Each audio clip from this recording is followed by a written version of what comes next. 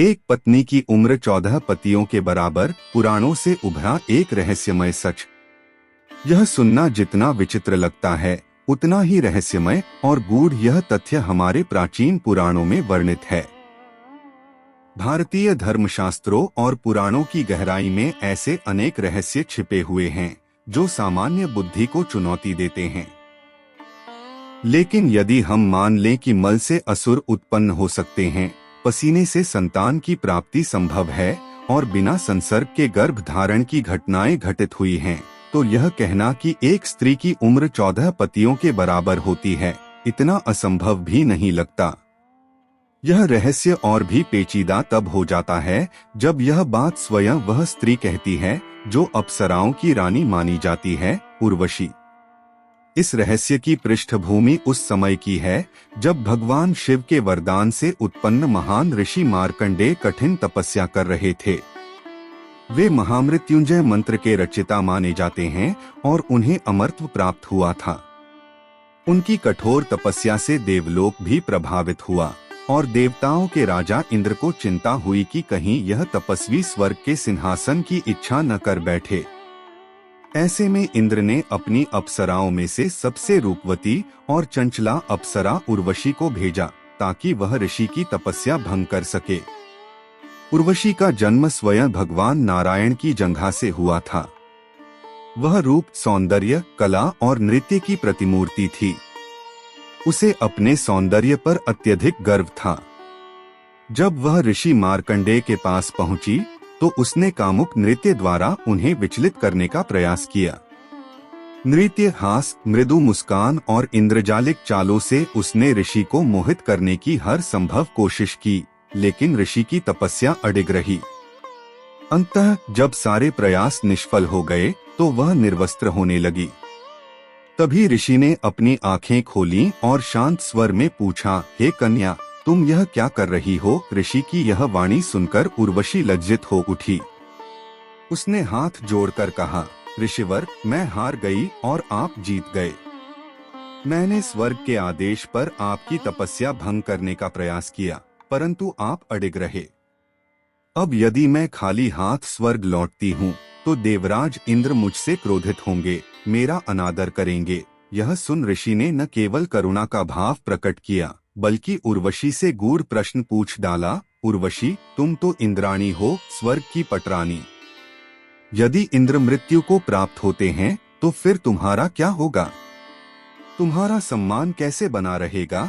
उर्वशी का उत्तर चौंकाने वाला था। उसने कहा, हे ऋषिवर, इंद्र का पद कभी रिक्त नहीं होता। एक इंद्र के जाने पर दूसरा इंद्र उसकी गद्दी पर बैठता है, किंतु इंद्र की आयु सीमित होती है। प्रत्येक इंद्र एक विशेष काल तक ही स्वर्ग में शासन करता है, परंतु इंद्राणी की आयु 14 इंद्रों के बराबर होती है। इस कथन से ऋषि भी चौंक उठे। उन्होंने पूछा, 14 इंद्र? एक ही स्त्री 14 इंद्रों की पत्नी कैसे हो सकती है? उर्वशी ने समझाया कि इंद्र की तुलना में इंद्राणी का पुण्य अधिक होता है। वह स्वर्ग में दीर्घकाल तक वास करती हैं। उनके पुण्य के प्रभाव से वे 14 इंद्रों की पत्नी बनती हैं। अर्थात जब एक इंद्र काल समाप्त करके स्वर्ग छोड़ता है और मृत्युलोक चला जाता है तो दूसरा इंद्र नियुक्त होता है और वही इंद्राणी उसकी भी पत्नी बनी रहती है। इस प्रकार एक इंद्राणी अपने 14 पतियों के साथ स्वर्ग का सुख भोगती है।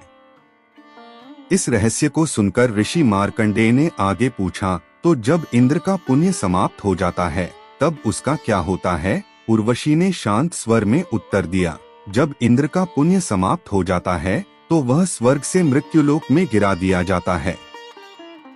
वहां उसे गधे का जन्म प्राप्त होता है। यह दंड स्वरूप होता है क्योंकि इंद्र जैसे पद पर रहते हुए भी उन्होंने अपने पुण्य की रक्षा नहीं की। केवल पद प्राप्त होना पर्याप्त नहीं होता, बल्कि उस पद की गरिमा बनाए रखना अधिक आवश्यक होता है। ऋषि ने आश्चर्य से पूछा, और आप जब पुण्य क्षीण हो जाए तब क्या होता है? उर्वशी ने उत्तर दिया, जब मेरा पुण्य समाप्त होता है तो मैं भी मृत्युलोक आ जाती हूँ।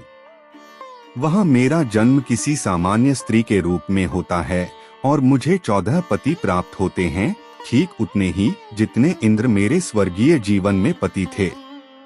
यह ईश्वर की ऐसी लीला है जो कर्मफल पर आधारित है।